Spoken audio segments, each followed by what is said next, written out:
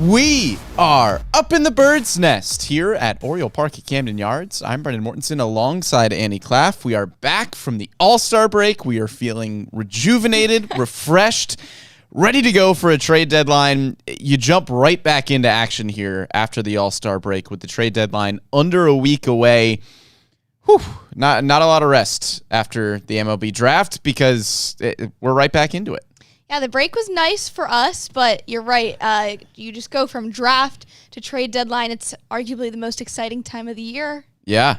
This is a very busy stretch for the Orioles. We obviously covered the MLB draft a week ago. We know that is a very important time for this team in particular with just how good they are in the draft. And obviously with the trade deadline coming up and the Orioles as World Series contenders with the right moves, I mean, this is going to be one of the bigger trade deadlines in recent memory for the Orioles. So today we're going to be going through some of the trade targets that the Orioles could be looking at, what prospects could be on the move, if there are any untouchables in this organization. First, do want to start with some news and notes. First and foremost, that Jorge Mateo injury from yesterday. There are baseball implications that we can talk about in the future with, guys like Connor Norby, Kobe Mayo, Jackson Holliday, what it means for them. The x-rays were negative for Jorge Mateo after that arm injury yesterday. If you didn't see it, I really wouldn't recommend going back and watching it because it is a gruesome looking injury. X-rays being negative is a really, really awesome sign, obviously, because that injury did not look pretty for Jorge Mateo. So I don't really want to get into the baseball implications of it just because it is pretty fresh and that was a tough injury to watch. So just wishing the best for Jorge Mateo, wishing a speedy recovery, whatever the injury may be. Hopefully it's just one of those freak things where it looked a lot worse than it turns out to be, and hopefully there's no injured list time or anything else like that. But that was tough to watch yesterday for Jorge Mateo, so just wishing him the best and a speedy recovery there.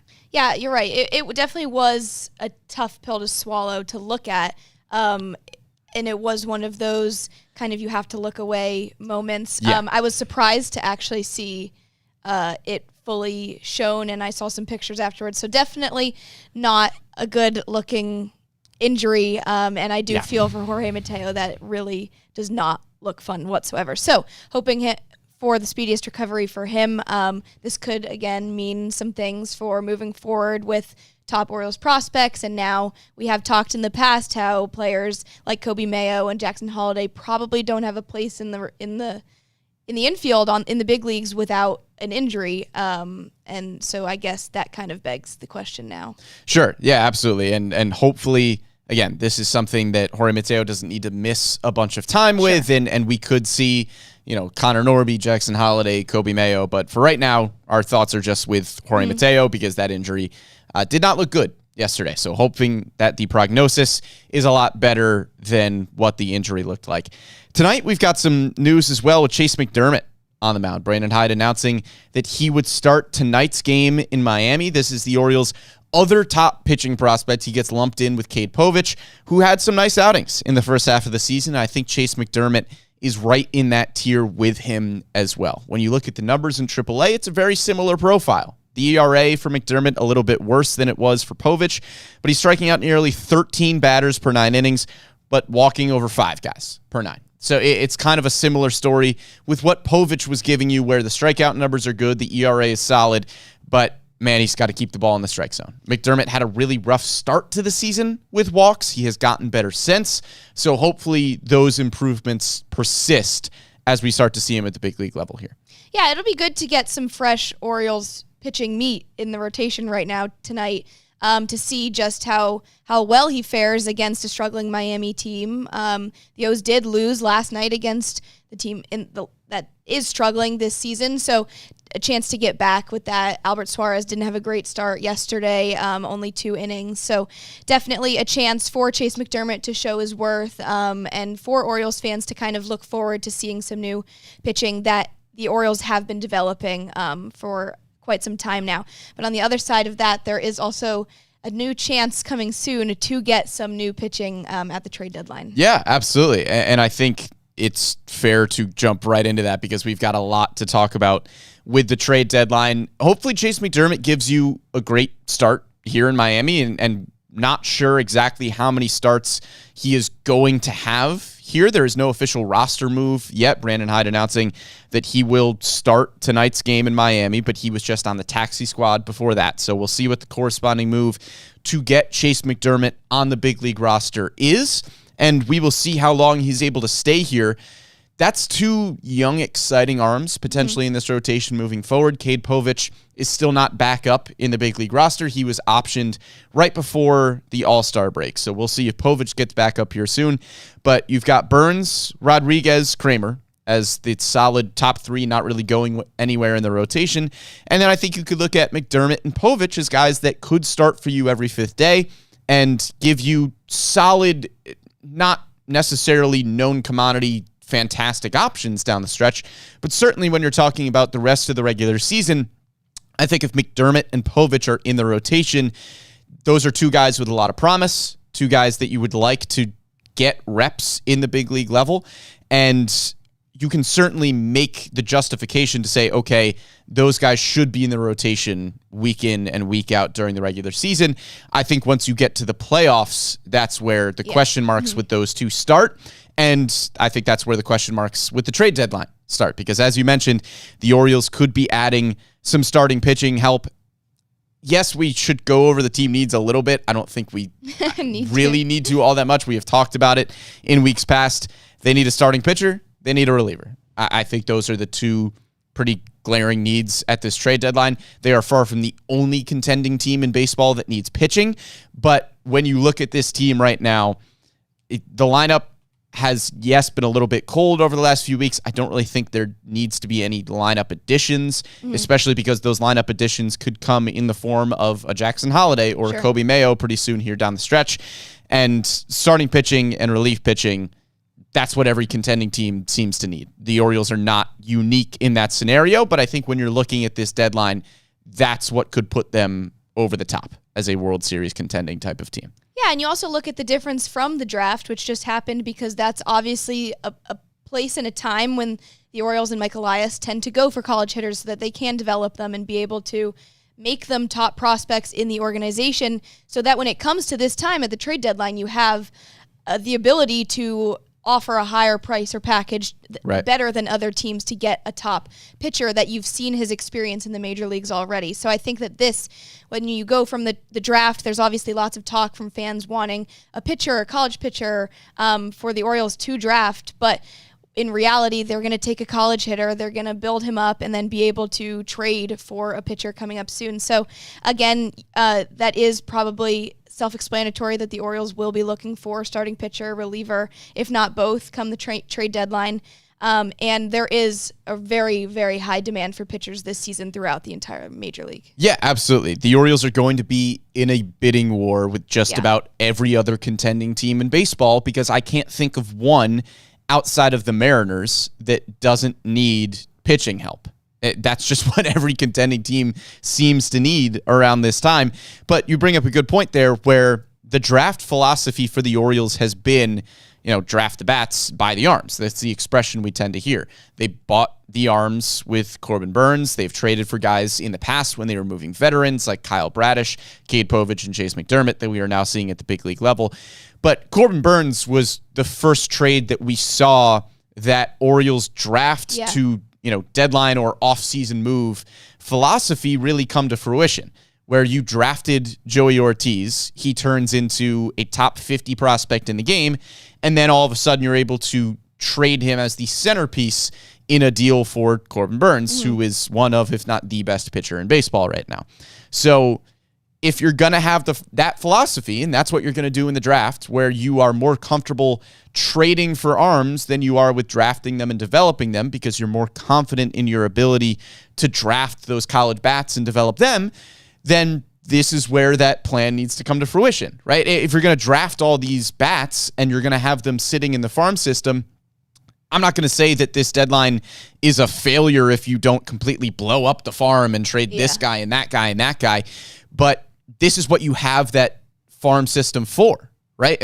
I mean, Matt Blood, in our conversation before the draft a few weeks ago, said, having a good farm system is great, but the priority is winning games at the big league level. So it's great to have the best farm system in baseball, but when you have the ability to trade from it at the deadline to acquire some of the better pitchers in the game, if you can, and we're going to get to some of those names here in a minute, if you have the ability to do that, and you think that one of these guys can push you over the top to win a World Series, I'm not saying blow it up, again, but that's what you drafted them for. That's what you developed them for, and you've put yourself in a good position to make these kinds of moves. Yeah, now's kind of the time where it's like the proof is in the pudding. You see that the Orioles have an incredible farm system and lots of top prospects, which we'll talk about who are untouchable come the trade deadline. But you will see that they are hot commodities just as much as these top pitchers already in the big leagues are for teams that are looking to sell. And there's quite a few of them right now that are definitely selling. Yeah, we're going to get into some of those specific names here in a minute. I want to start with the prospects because we're talking about the farm system and just how much talent there is. There's been a real conversation over the past few weeks as to whether or not there are any prospects in this system that are untouchable. The Orioles have some of the best prospects in the game. There are 3 top prospects ranked within the top 15, according to MLB Pipeline. Plenty of guys that could be at least in the conversation as top 100 prospects, or at the very least could develop into those sorts of players down the line. I think when you're talking about untouchables, obviously the conversation starts with Jackson Holliday. He is the best prospect in the game. He's the number 1 ranked prospect according to MLB Pipeline. For me, Jackson Holliday is still untouchable. I know there's the Tarek Skubal conversation, and we're going to get to Skubal here in a minute, but Jackson Holliday is the best prospect in the game. You have to go back to, I believe, 2012 with Matt Moore as the number 1 overall prospect in the game. Matt Moore, who, by the way, has still turned in a really solid career as a reliever. That's not what you were looking for out of Matt Moore, but he's an all-star. He's been in the league for 13 years now. That's the last time a number 1 overall prospect in the game going into a season did not turn into a superstar outside of, did not turn into a really good major league player.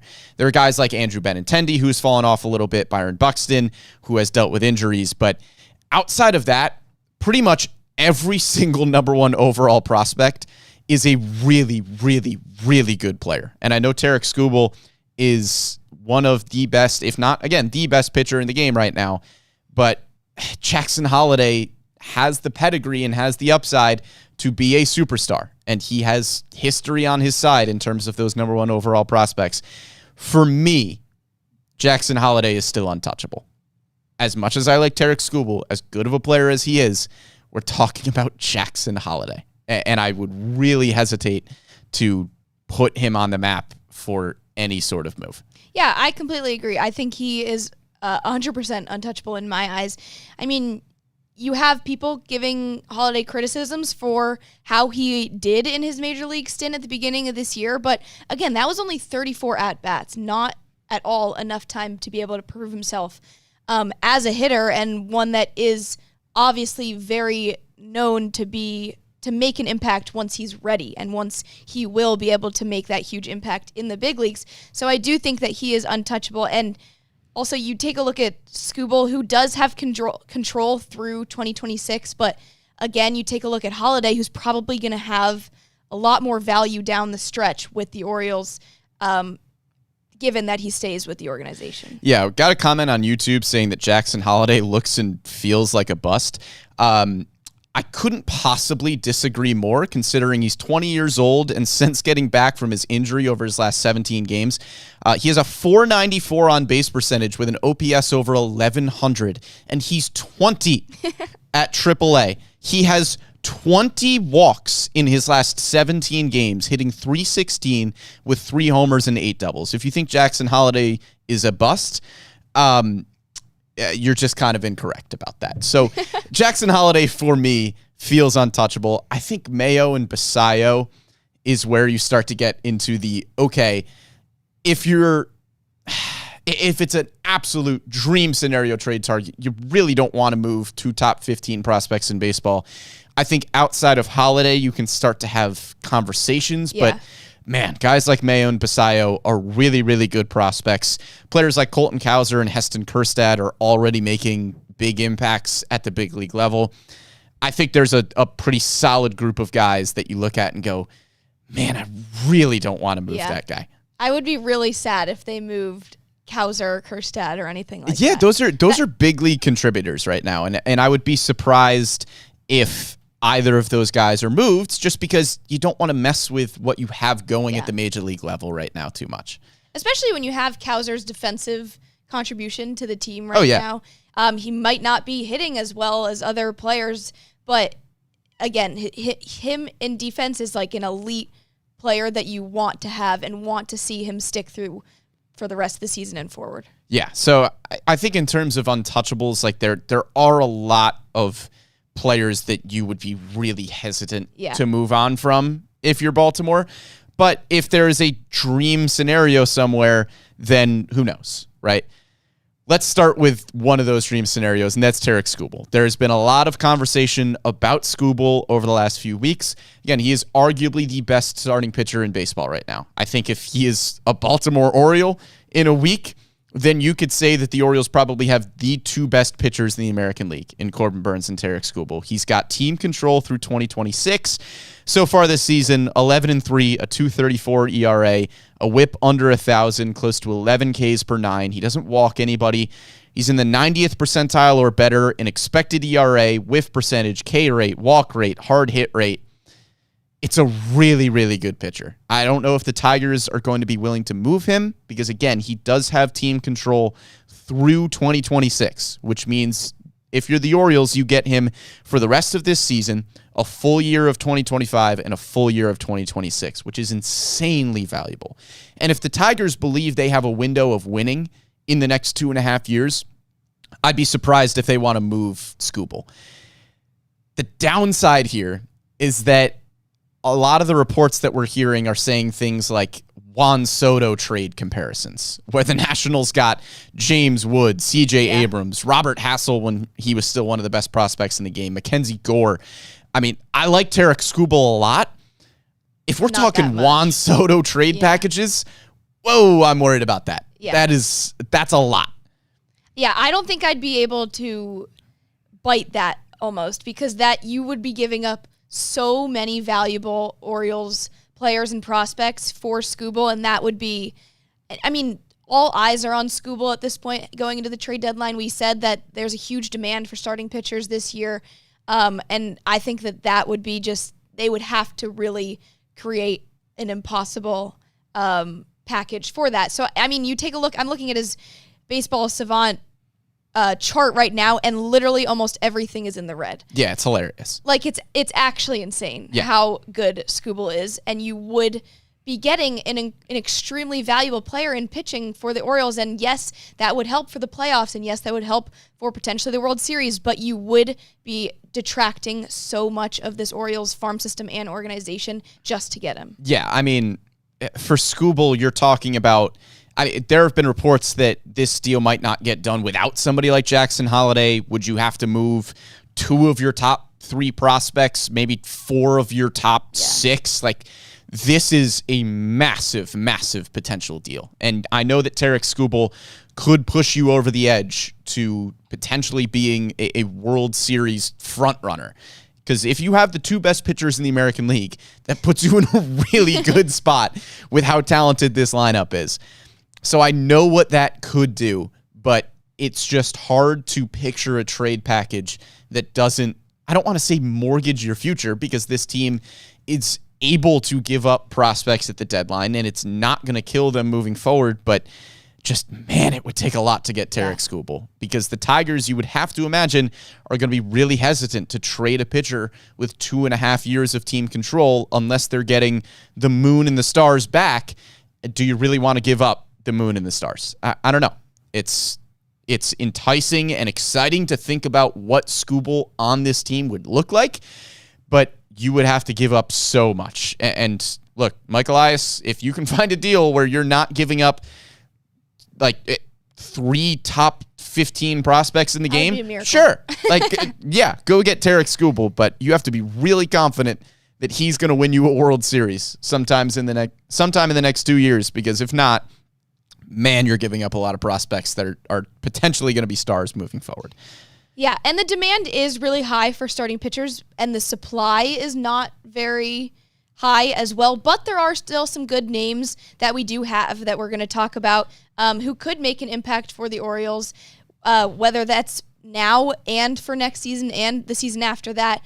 So there are still some other names that I do think I would prefer the Orioles take that route more than giving up a Holiday, a Basayo, and all this to kind of change the chemistry and who the Orioles squad is, kind of like changes their identity if they go for that. Yeah, absolutely. Another guy that I had in that kind of dream target tier is Mason Miller. Mm-hmm. Arguably the best reliever in baseball right now. He's in the 100th percentile in the game in expected ERA, expected batting average, fastball velocity, chase percentage, whiff rate, and strikeout rate. He is dominant. This is a Felix Bautista level of dominant, and he's controllable through 2029. You would get so many years of Mason Miller. But again, it's the same thing with Skubal, right? To get one of the best relievers in the game for the next bunch of years, you need to give up a lot. Yeah. Is it worth trading for somebody like Miller? I don't know. At this point, I think there are other relievers that are more realistic that the Orioles could and probably should look at, because as fun as that would be to have Mason Miller in this bullpen, I think it is possible. I also think it would be insane if the Athletics are trading somebody that you have team control of until 2029, but you never know because it's the Athletics. I don't know. I don't know if I see that happening, but Skubal and Mason Miller, to me, fall under the category of like, that would be really fun. Yeah. But hey, let's relax a little bit. Yeah. I agree. And you talk about the team control through 2029 because that is a huge kind of characteristic that I do think the Orioles will be looking at and should be looking at is still some team control, because you have starting pitchers in there that do have some control, but you also have some rental ones. And I do think that for the Orioles, given everything that's happened this year with Bradish, Means, Wells, and Corbin Burns being a free agent after this season, that the Orioles should be looking for players with control so that they can have them for the end of this season and through next season, because with all those pitching injuries in Bradish, Means, Wells, like you won't have them at the start of next season. So I do think that if you're deciding between rentals or pitchers with control, I think the control route is definitely key. Yeah, and I think rentals make sense if you're looking at it from a perspective of, hey, we've got Corbin Burns. We know we've got Corbin Burns for the rest of this season. Let's make a push right now, because Corbin Burns is, again, maybe the best pitcher in the American League. Him and Skubal are in that conversation. Let's go try to win this thing right now, and let's get some rentals that can help with that. But let's start with two guys with team control that I think are pretty realistic options for the Orioles at this deadline, in Garrett Crochet and Jesus Luzardo. Both of them have pretty big question marks right now. Garrett Crochet has no question marks for his ability in the first half of this season. He's made 20 starts with a 3.02 ERA, started the season a little bit rocky, but since then, he has been one of the better pitchers in the game. He leads all of baseball in strikeouts per nine with 12.6 among starting pitchers, walking under 2 batters per 9. The huge question mark with Garrett Crochet is that he has pitched 107 innings this year. He missed all of 2022 with Tommy John. He pitched 54 innings as a reliever in 2021. So this is by far the most innings we have seen out of Garrett Crochet. It would be really hard to imagine that Garrett Crochet could get moved at the deadline and just keep pitching every fifth day for the remainder of the season. He's already, as I mentioned, at 107 innings, and his previous career high was 54 innings as a reliever. So unless Garrett Crochet got Tommy John surgery and got a bionic elbow in that surgery that we don't know about, I would be shocked if he can finish out this season as a starting pitcher. Now, there are different possibilities that you could look at. Maybe you put him in the bullpen for a while and then build him back up in September and try to get him ready to be a starter in the playoffs. There's not really a pitcher that you can find that did that worked, was successful. This is a weird situation where Crochet has looked like one of the better pitchers in the game over the last few months, but for a contending team looking to trade for him, what are you really getting here? Yeah. Because if you're a team like the Orioles that, you would love to have the 2.5 years of team control. As you mentioned, he's got 2 more years. So that's insanely valuable. But when you're looking at this season, is Garrett Crochet going to help you that much down the stretch? Because how much can he pitch? Yeah. And I think the Orioles will be kind of wary of that after everything that's happened this season. Like I mentioned, with all the injuries hitting the starting rotation for the Orioles this year. Right. I do think they will be wary of that. I mean, even the White Sox have started playing him less or taking him out earlier in the game because they know that they need to make him more desirable come the trade deadline. But to have that kind of history and track record, that is a tough sell. And like you said, he could be a reliever. You could buy him as a reliever. He would be a lights out reliever, but you'd probably still be paying for a starting pitching price for him. So, right. And again, he would be one of those players that you do have to give up a lot to get a lot. But the 45.5% ground ball rate, the 35% to 5.6% strikeout to walk rate is actually insane. He is so good. He is really, really good. It's just a question of how much he's actually going to be able to pitch this year.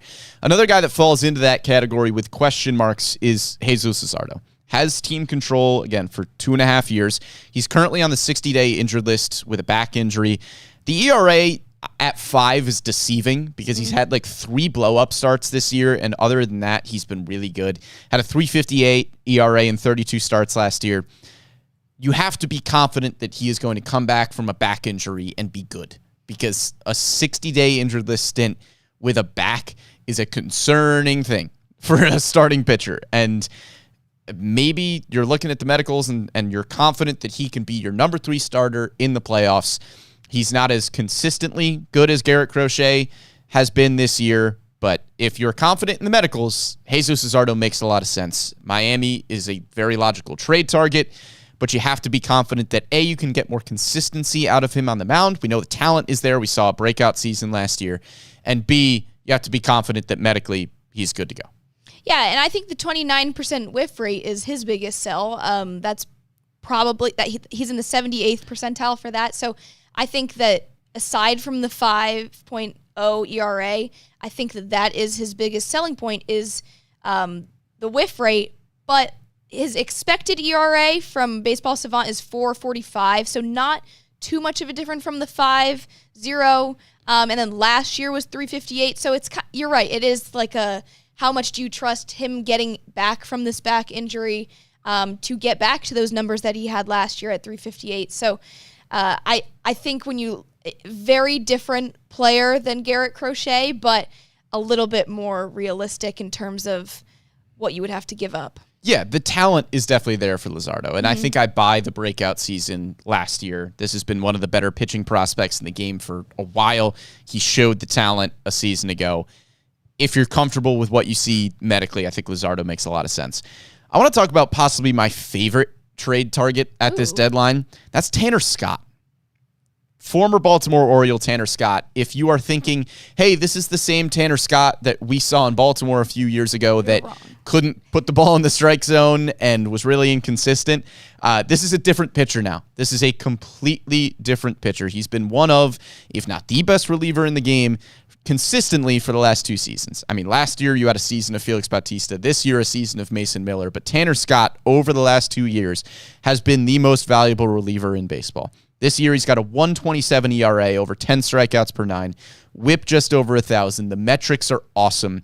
It would be a fun reunion to have Tanner Scott back in this clubhouse, back in Baltimore. We always saw the flashes with Tanner Scott when he was here.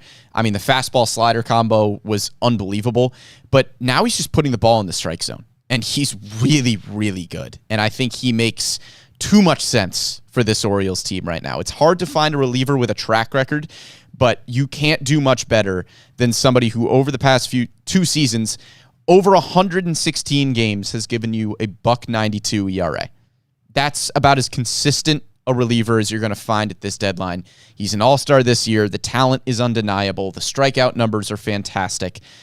The walk numbers are a little bit up this year, but that Tanner Scott would make too much sense for Baltimore at this deadline. Yeah, he's my guy. And he's another one of those guys that you look at his chart and it's all red, which means everything is in the really high percentiles for MLB rankings. So this is a player, an all-around great player.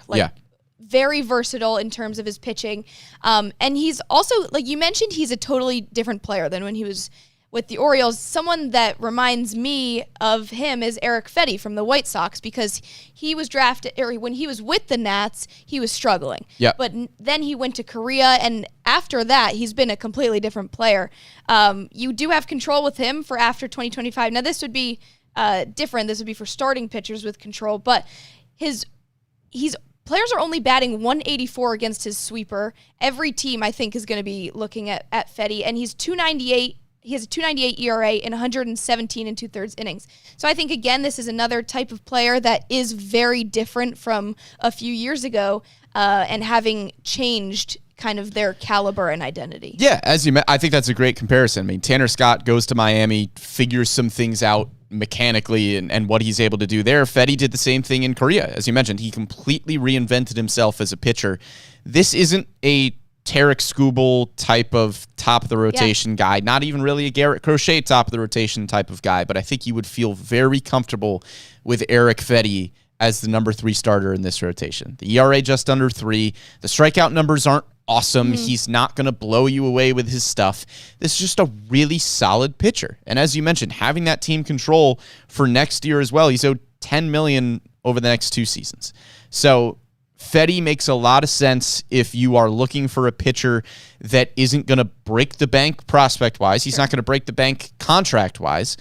And he could still start game 3 of a playoff series for you. And I think, if you're looking at the name Eric Fetty, I know the Nationals numbers aren't going to inspire a ton of confidence that that's a guy you want in the rotation, but this is not the same Eric Fetty that we saw a few years ago. Think of somebody like Merrill Kelly that we saw in Arizona, where it was like, Merrill Kelly? He's good now? Yeah, he's good now. That's what Eric Fetty is. Staying in that category of pitchers who wouldn't necessarily, overtake a Grayson Rodriguez for the number 2 game in a playoff series. How about Nathan Eovaldi? Just a playoff ace. 3.36 ERA in 17 starts this season. He's an absolute playoff machine, as I mentioned.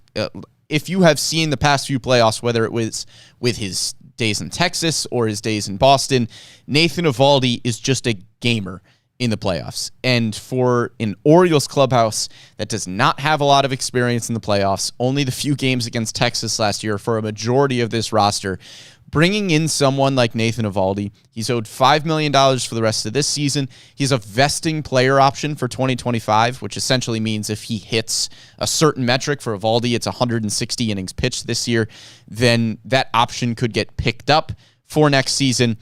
But bringing in somebody like that for a clubhouse without a lot of playoff experience, and Eovaldi, you could argue, is one of the better playoff pitchers in the game right now, he makes a ton of sense. The big question mark there, and I think you could throw Scherzer into this category as well as another name that would bring a ton of playoff experience and would be a good veteran guy in this clubhouse, is, are the Rangers going to sell? Yeah. Standings-wise, you would say, yeah, they should. I think they're 7.5 games back in the wild card right now. But ideologically for Texas, this is a team coming off a World Series win. I don't know if they're going to want to admit that they're out of it until they are really out of it in like September. I just don't see a team like the Rangers that has the talent to be there and has the expectations to be there as well. I don't really know if I see them moving pieces at the deadline if they believe like, hey, we could go on a run in late August and then all of a sudden we're right back in this thing, and we don't want to look back at the deadline and say, why did we offload good veteran starting pitching? And I think that if the Orioles had swept the Rangers, then that would be a little bit of a different story. I think that they would be a little bit more inclined to actually consider selling, but I think that because they did get the series finale win, it was close, 3-2, but I do think that changes things a little bit in terms of, okay, you're looking at the Rangers, I think they're definitely going to sell versus they could still be in it. And if they think that they have the ability to make it further in the later half of the second half, then I think you're right. I'm not ruling them out as completely selling, because there are teams who are 100% selling, like the White Sox, Marlins, you name it. So But again, his playoff experience would be key to this Orioles organization. Yeah, it's funny that you mention, one game in July shouldn't make all that much of a difference to a Rangers team. But when you're talking about facing a team like the Orioles, where you're going, okay, like, how do we stack up in the rest of the American League? They could realistically go on a run at any point, and you look to series like Baltimore where you say, okay, we salvaged one of those games, or earlier in July they sweep the Rays, they take 2 or 3 out of the Astros. Those are the series that I think you're probably looking at if you're Texas and saying, we can still be in this thing if we go on a run, which is why, as fun as Eovaldi and Scherzer would be, it's really going to come down to like Tuesday in terms of whether or not they're going to sell, and I would be surprised if they do. Let's run through some relievers that I think would make sense. As I mentioned, Tanner Scott is probably my guy. But outside of that, name like Carlos Estevez in LA. 2.45 ERA, doesn't have huge strikeout numbers at just about 8.5 per 9 innings. Doesn't walk many guys. The whip is at just .758.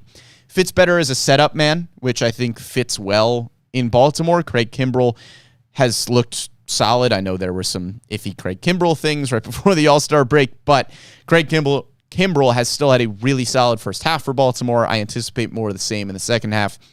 So getting somebody like Estevez, who doesn't necessarily need to close games, makes sense with how Baltimore's bullpen is currently constructed. Yeah, totally. And I think that because he is in the 87th percentile for fastball velocity, 2.45 ERA with 19 saves, I think you would want a player who does have experience with saves in those high leverage situations. So I do like Estevez as a name. One person that I'm honing in on is Nick Martinez from the Reds. Yeah. He's not technically a rental reliever because he does have the player option until after 2025.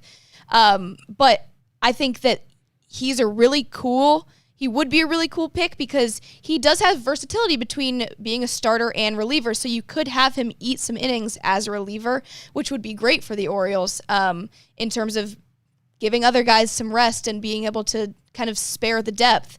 His 3% walk rate is insane. Yeah. And I think that is really his selling point. 29% hard hit rate, 37% chase rate, which is top 10 in the MLB. So his soft contact that he gets, I think is really makes him a strong player and a strong candidate that I think would be cool to see in an Orioles uniform. Yeah, just walking over one batter per 9 innings this year. That's incredible. Yeah, and being able to have the versatility to go between the starting rotation and the bullpen, as you mentioned, I think makes a lot of sense.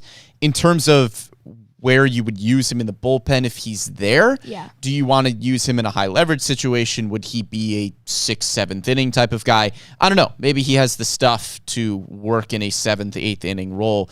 I think that's probably where I'm looking at more so for what the Orioles need in this bullpen right now is a 7th, 8th inning type of shutdown guy.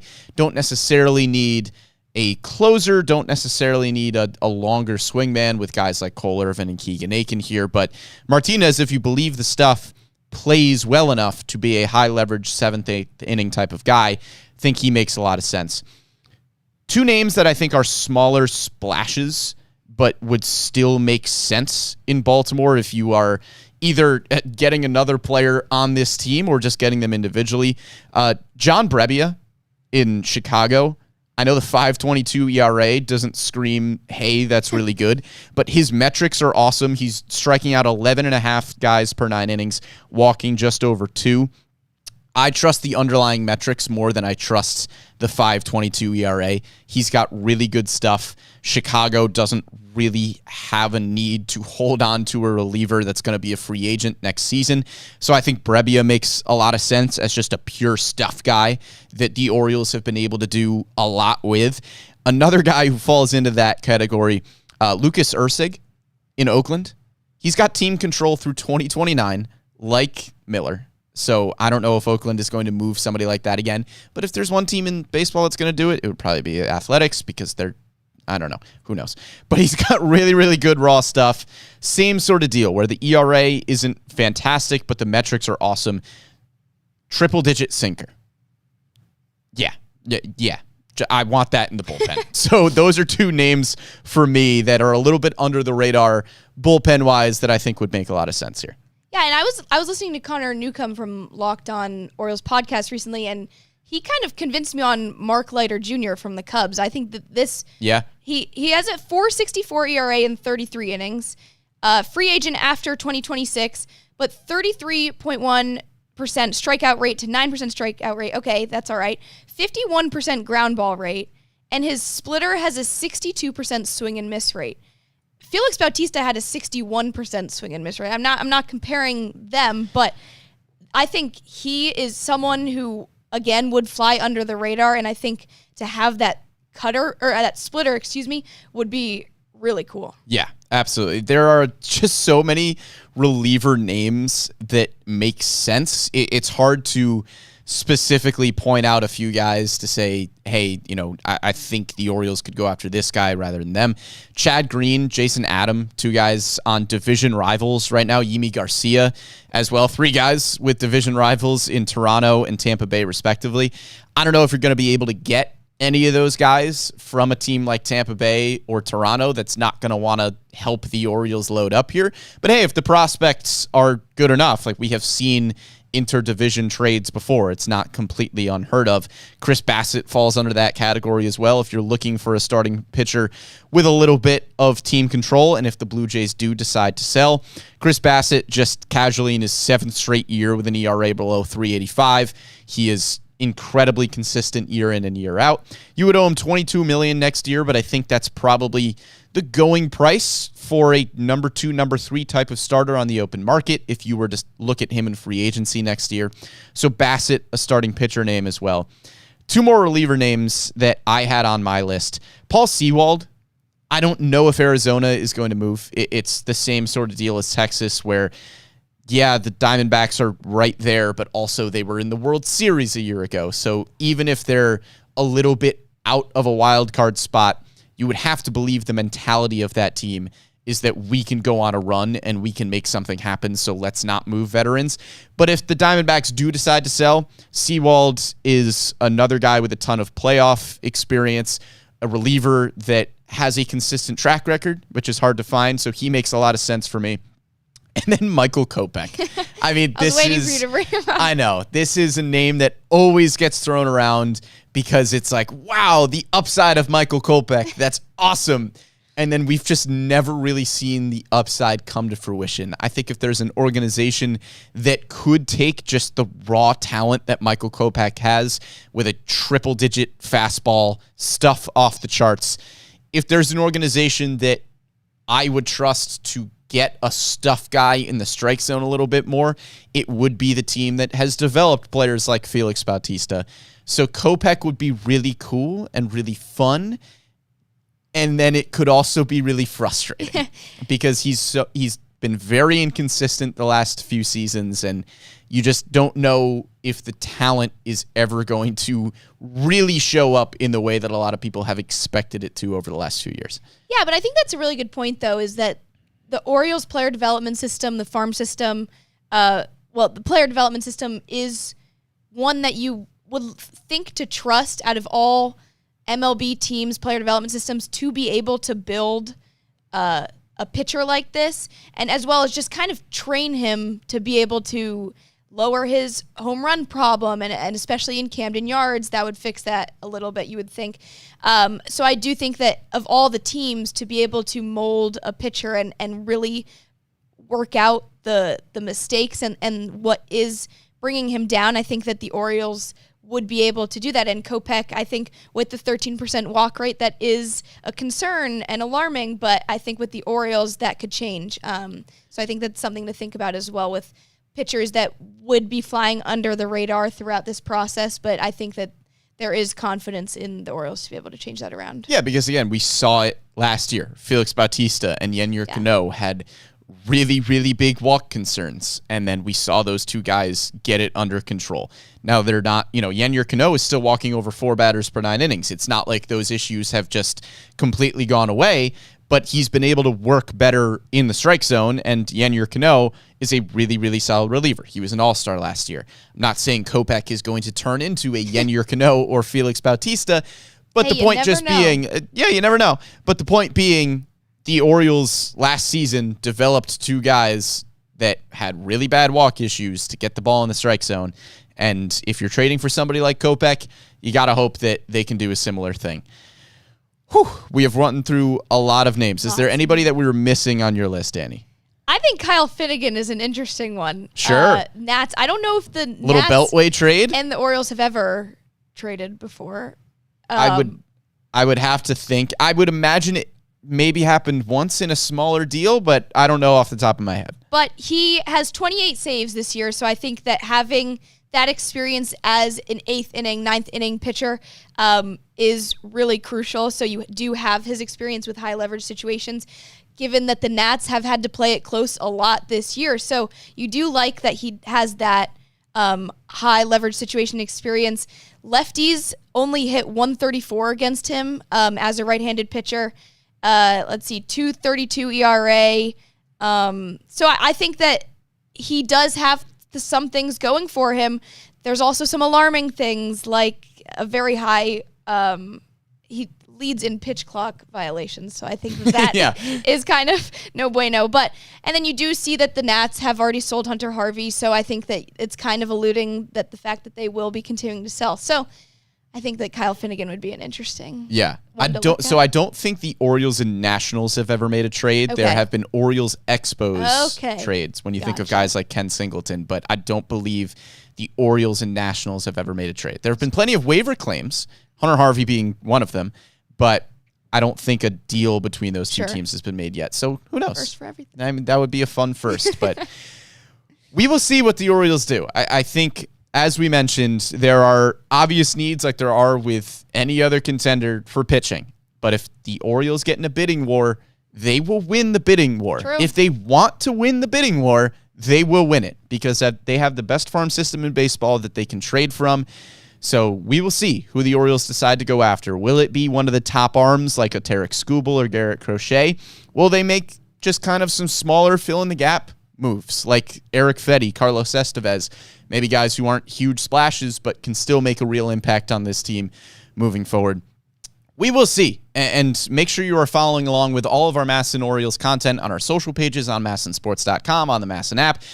Everywhere that we are doing MASN Orioles content, we will be covering this trade deadline. We will also be live next week at the trade deadline, so make sure you are locked on with us here again. Thank you for following along with us live on Facebook and YouTube. We are live every Wednesday at 11 a.m., or you can catch us after the fact on Spotify, SoundCloud, Apple Podcasts, Google Podcasts, wherever you get your podcasts or your digital shows. You can find us here on the Bird's Nest. Big thank you to Amy Jennings behind the scenes for producing this one. For Annie Klaff, I am Brendan Mortensen, and we will see you at the trade deadline.